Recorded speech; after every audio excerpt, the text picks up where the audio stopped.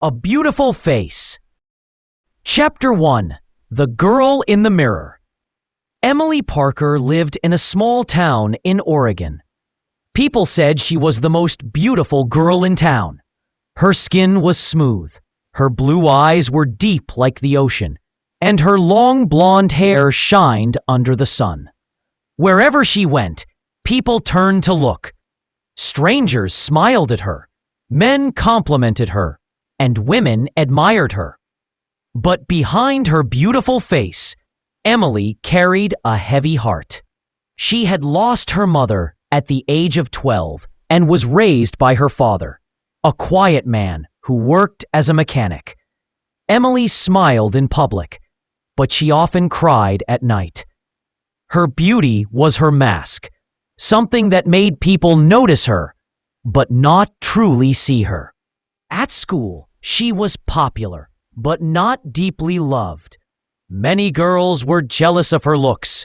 Many boys wanted to date her, but not understand her. Her best friend Mia was the only one who saw beyond her beauty. Mia was plain-looking, wore glasses, and never wore makeup. But she had a kind heart, and that's what Emily loved most.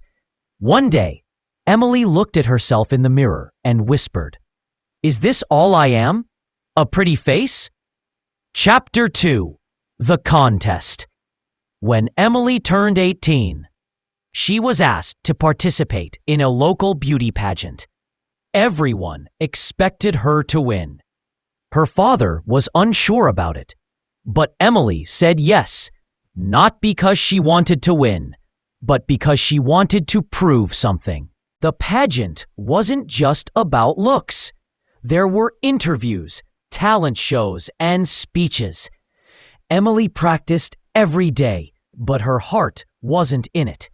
She watched other girls perform with passion and energy.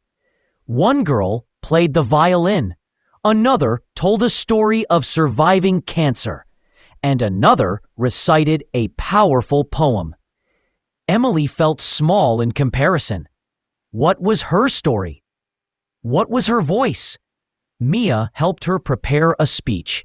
It was about inner beauty and how people focus too much on looks. Emily practiced it over and over again. The night before the final, she said to Mia, "I want to show them the real me, not the one they see on Instagram." Mia smiled. Then speak from your heart. Chapter 3. The Fall. The night of the final came. The crowd was loud, the lights were bright, and Emily stood on stage wearing a stunning red gown. When it was her turn to speak, she held the microphone tightly. She looked into the crowd and said, "People have always told me I'm beautiful. They praise my face, my hair, my smile. But no one ever asks how I feel. Behind this face is a girl who has cried herself to sleep, a girl who lost her mother, who feels lonely, who sometimes feels empty. We live in a world where a pretty face is everything, but beauty fades. It gets old. What remains is your heart, your mind, your soul. So let's teach our children to be kind, not just pretty. Let's teach them to value others for who they are, not how they look." The hall was silent. Then came loud clapping. Emily didn't win the pageant. Another girl did. But that night, many people came up to Emily, saying her words touched their hearts. A mother hugged her and said, "Thank you for saying what many of us are afraid to." Chapter 4. The Scar. A few months later, Emily was in a car accident. She was driving to the city to visit a college when a truck lost control and hit her car. She survived, but her face was badly injured. She had cuts and burns on her cheek and chin.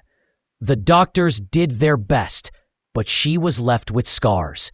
When Emily first saw her face after the bandages were removed, she broke down. She screamed. She cried. She threw the mirror on the floor. Her father held her and whispered, "You are still my daughter, still beautiful." But Emily didn't believe it. She stayed home for weeks, not wanting to see anyone. She deleted all her social media. She didn't respond to texts, not even Mia's. Mia finally came to her house one afternoon and forced her to talk. Emily said, "I'm ruined. I was only beautiful. Now I have nothing." Mia said softly, "You were never just beautiful. You are smart, strong, brave. That face didn't make you. You made it beautiful." Chapter 5. The Change. Over time, Emily slowly healed. Her physical scars began to fade, though they never fully disappeared. She started writing in a journal, expressing her feelings. Her writing became her therapy. She applied to a community college, majoring in psychology. She wanted to help people who felt broken like her. In class, no one knew her as the girl with the perfect face. They knew her as the kind girl who listened, who helped others, who smiled despite the sadness in her eyes. She joined a support group for burn survivors. At first, she just listened. Later, she shared her story. Her honesty inspired many. One day, a young girl with a burned arm came up to her and said, "You make me feel like I can still be beautiful," Emily cried. That was the first time she truly believed it. Chapter 6. A Different Kind of Love. One afternoon, at the college library, Emily met a young man named Daniel. He had short, dark hair, brown eyes, and a quiet way about him. They started talking about books, then about life. Weeks passed, and they became close. Daniel never asked about her scars. He only asked about her dreams. One evening, she finally asked, "Do my scars bother you?" He smiled and said, "They tell a story, and I like stories." They began dating. It was slow, gentle, and deep. With Daniel, Emily laughed again. She danced in the rain. She wore dresses without makeup.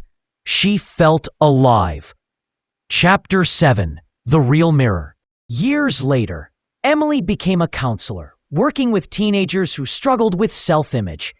Her office had a wall with photos of brave faces, people with scars, disabilities, or pain in their eyes, but also joy.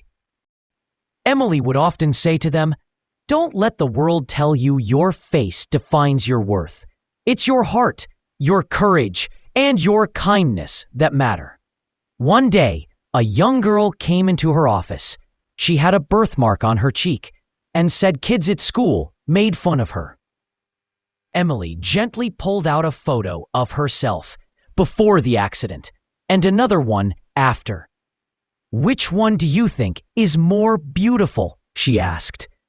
The girl looked and said, "This one," pointing to the second photo. "Why?" Emily asked. "Because you look like you've lived, like you understand." Emily smiled, tears in her eyes. Yes, that's the truth. Emily Parker had once believed she was only a beautiful face, but life had taken that away, and in return, given her something deeper. Now, when she looked in the mirror, she didn't see the perfect skin or shiny hair. She saw strength. She saw compassion. She saw a face that had known pain, but had chosen love. A face not just beautiful, but truly human.